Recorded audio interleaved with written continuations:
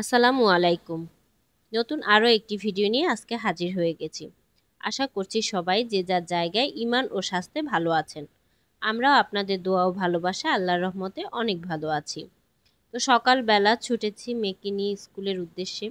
এটা তো এখন ডেইলি ব্যাপার হয়ে দাঁড়িয়েছে। যেহেতু শনিবারও স্কুল খোলা, তাই শুধুমাত্র একটা দিন বন্ধ পাওয়া যায়, সেটা শুক্রবার।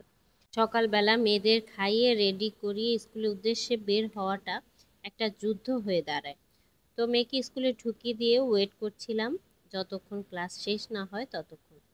এই সময়টা আগে খুব বোর লাগতো, মানে সময় কাটতেই চাইতো না, কিন্তু এখন খুব ভালো সময় কাটে। কারণটা হচ্ছে এখন আমার মেয়ের বান্ধবীর মায়েরা আমার বান্ধবী হয়ে দাঁড়িয়েছে। মানুষের প্রত্যেকটা বয়সেই বন্ধুর দরকার আছে। তবে আপনি দেখে থাকবেন যারা স্কুলে আপনার ফ্রেন্ড ছিল তাদের সাথে হয়তো এখন আর তেমন কথা হয়ে ওঠে না। আবার যারা কলেজ লাইফের ফ্রেন্ড ছিল তাদের সাথেও এখন তেমন একটা যোগাযোগ হয় না। আর হলেও খুব অল্প সংখ্যক, সেই বড় সার্কেল আর এখন থাকে না।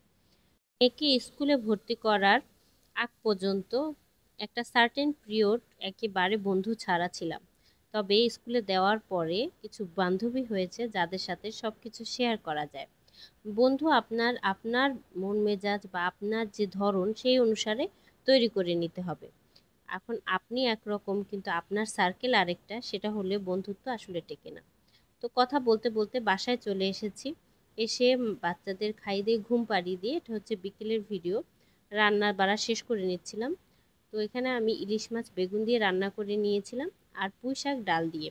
পুঁই শাক ডাল দিয়ে এই রান্নাটা আমার বাসায় খুব ফেভারিট, সবাই খুব পছন্দ করে। আপনাদের কার কার এভাবে পুঁইশাক ডাল দিয়ে খেতে ভালো লাগে আমাকে কিন্তু জানাতে পারেন। আপনাদের কমেন্ট পড়তে আমার খুব ভালো লাগে। যারা এতক্ষণ পর্যন্ত আমার ভিডিওটা দেখেছেন কিন্তু একটা লাইক দিতে ভুলে গেছেন, তাদেরকে বলবো প্লিজ একটা লাইক দিয়ে ভিডিওটা কন্টিনিউ করুন।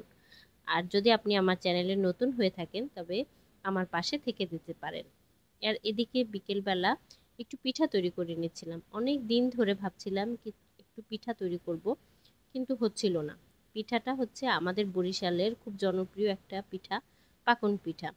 এটা সাধারণত আমার মা বা আমার শাশুড়ি তৈরি করে থাকেন। আমি সাধারণত ভাজাভাজির দায়িত্বে থাকি, মানে তারা তৈরি করে দেন, আমি জাস্ট পিঠাটা অল্প আছে বেশ খানিকটা সময় নিয়ে উল্টে পাল্টে ভেজে নিতাম। কিন্তু এবারই প্রথম আমি নিজে নিজে তৈরি করেছি। তো এই কারণে আমি রেসিপি আকারে ভিডিও করিনি, কারণ আমি জানতাম না পিঠাটা পারফেক্টলি হয় কিনা। তো এখানে আমি আগেই দুধের শিরাটা তৈরি করে নিয়েছিলাম। পিঠাটা ভাজার পরে ঠান্ডা করে দুধের শিরাটা যখন হালকা কুসুম গরম হয়ে গেছে তখন পিঠাটা ভিজিয়ে নিচ্ছিলাম। তবে সত্যি বলতে পিঠাটা অনেক মজা হয়েছিল। এখন যখন ভিডিও এডিট করছিলাম তখন আফসোস করছিলাম যে কেন আমি পিঠার মেকিং ভিডিওটা করলাম না।